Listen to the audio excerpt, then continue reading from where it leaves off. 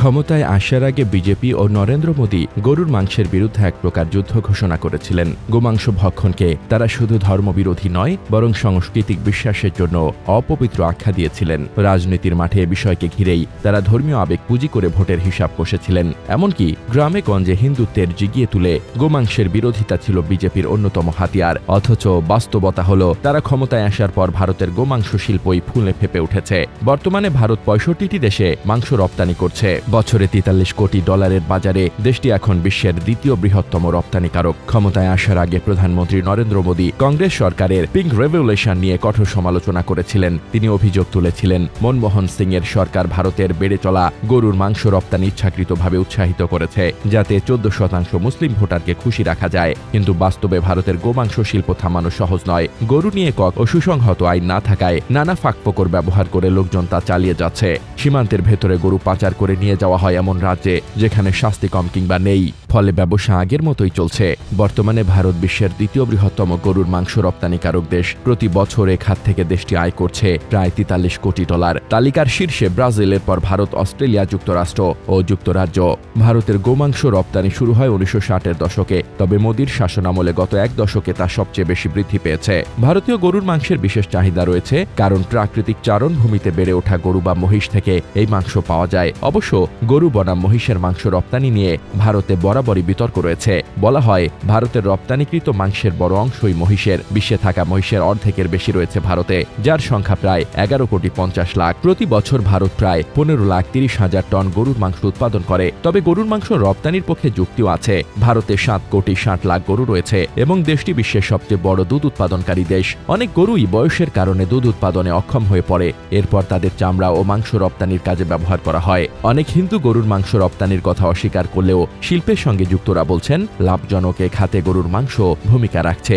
ভারতে এই শিল্পের ব্যবসায়িক সম্ভাবনাও বিপুল। উপসাগরীয় ধনী দেশগুলোতে মাংস রপ্তানির বিশাল বাজার হিন্দু ব্যবসায়ীদেরও এ কাজে টেনে এনেছে। ভারতের শীর্ষ ৬ রপ্তানিকারকের মধ্যে ৪ জনই হিন্দু উদ্যোক্তা। ২০২২-২৩ অর্থ বছরে ভারত কয়েক মিলিয়ন ডলারের গোমাংস রপ্তানি করেছে, যা ভারতের কৃষি রপ্তানি খাতের সবচেয়ে লাভজনক অংশগুলোর একটি। সবচেয়ে বড় বাজার তৈরি হয়েছে দক্ষিণ পূর্ব এশিয়া ও মধ্যপ্রাচ্যে। ভিয়েতনাম, মালয়েশিয়া, ইন্দোনেশিয়া, সৌদি আরব, মিশর, জর্ডান, সংযুক্ত আরব আমিরাত, এসব দেশে ভারতীয় গোমাংসের বিপুল চাহিদা তৈরি হয়েছে। রপ্তানি এত বেশি যে ভারতকে এখন বিপ এক্সপোর্ট জায়ান্ট বলা হয়। অথচ তাদের দেশে গরু নিয়ে এমন পরিস্থিতি সৃষ্টি করা হয়েছে যেন গোমাংস ভক্ষণ অমার্জনীয় অপরাধ। এখানে একটি বড় প্রশ্ন সামনে আসে, বিজেপি সরকার কি তাহলে দ্বিমুখী নীতি চালাচ্ছে? ভারতের অভ্যন্তরে এই দ্বিচারিতা নিয়ে সমালোচনা কম হয়নি। বিরোধী রাজনৈতিক দলগুলো বারবার প্রশ্ন তুলেছে, যদি সত্যি গোমাংস এতটা ধর্মীয়ভাবে অপবিত্র হয়, তবে কেন মোদির আমলেই রপ্তানি এতটা বৃদ্ধি পেল? কেন ভারত বিশ্বের অন্যতম বৃহৎ রপ্তানিকারক হয়ে উঠল? কিন্তু এসব প্রশ্নের কোনো সরাসরি জবাব দেন না সরকার। আসলে বাস্তবতা হলো, ভারতের কৃষি ও পশুপালন খাতের সঙ্গে লাখ লাখ মানুষের জীবিকা জড়িয়ে আছে। বিশেষ করে মহিষ পালনের সঙ্গে যুক্ত কৃষকরা এই শিল্প থেকে বড় ধরনের আয় করছে। সরকারও জানে এত বড় বৈদেশিক মুদ্রার উৎস বন্ধ করে দেওয়া সম্ভব নয়। তাই ভেতরে ধর্মীয় আবেগ পুঁজি করে রাজনীতি আর বাইরে ব্যবসার চাহিদা মেটাতে রপ্তানি সবুজ সংকেত। এভাবেই সবকিছু চলছে।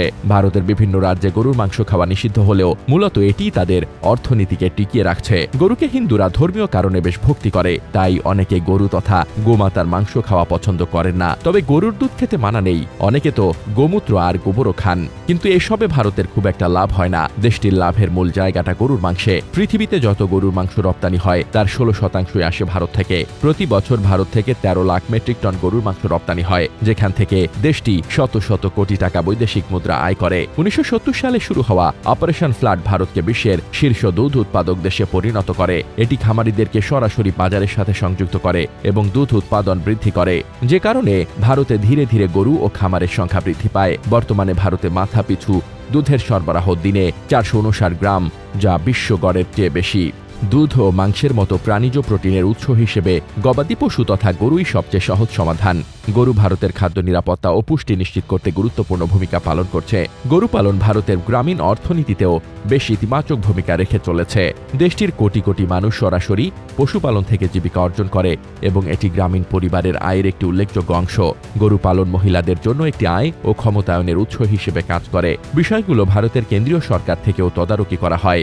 ২০২৫-২৬ অর্থ বছরে ভারতের কৃষি খাতে ১৫% বরাদ্দ বৃদ্ধি করা হয়েছে। এই বরাদ্দের একটি অংশ ডেইরি খাতের উন্নয়নে ব্যয় হবে, যার মাধ্যমে খামারিদের আয় বৃদ্ধি ও দুধ উৎপাদন বাড়ানোর পরিকল্পনা রয়েছে। খামারিদের উন্নতি হলে গরুর উৎপাদন আরও বাড়বে। সবচেয়ে বড় কথা হলো মুসলিম জনগোষ্ঠীর থেকেও ভারতের হিন্দুরা গরু উৎপাদনে বেশি সংযুক্ত। ভারতের কেন্দ্রীয় সরকারের বাণিজ্য মন্ত্রণালয়ের সংস্থা কৃষি ও প্রক্রিয়াজাত খাদ্যপণ্য রফতানি উন্নয়ন কর্তৃপক্ষের অনুমোদিত দেশের শীর্ষ কসাইখানাগুলোর মধ্যে 10টির মালিক হিন্দু। এমনকি ভারতের সবচেয়ে বড় এবং আধুনিক মাংস প্রস্তুত করা প্রতিষ্ঠানের মালিকও হিন্দু সম্প্রদায়ের মানুষ। দেশের সবচেয়ে বড় কসাইখানা তেলেঙ্গানার মেডক জেলার রুদ্রম গ্রামে অবস্থিত।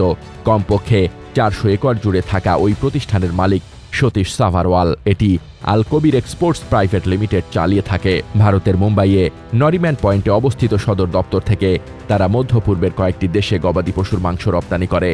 মুম্বাই ছাড়াও আল কবিরের দপ্তর আছে Dubai, Abu Dhabi, Kuwait, Jeddah, Dammam, Medina, Muscat, Doha এবং অন্যান্য জায়গায়। সংস্থাটি বছরে কয়েকশো কোটি টাকার ব্যবসা করছে। মাংস রপ্তানি করে এরকম আরেকটি বড় সংস্থার নাম আরাবিয়ান এক্সপোর্ট প্রাইভেট লিমিটেড। এটির মালিকও একজন হিন্দু, নাম সুনীল কাপুর। সুনীলের প্রতিষ্ঠানটির সদর দপ্তরও মুম্বাইতে। এটি গরুর মাংসের পাশাপাশি ভেড়ার মাংস রফতানি করে। এর পরিচালক বোর্ডে বীরনত নাগনাথ কুডমেলু, বিকাশ মারুতি সিন্ধে এবং অশোক নারং রয়েছেন। MKR frozen food exports private লিমিটেডের কথাও বলতে হয়।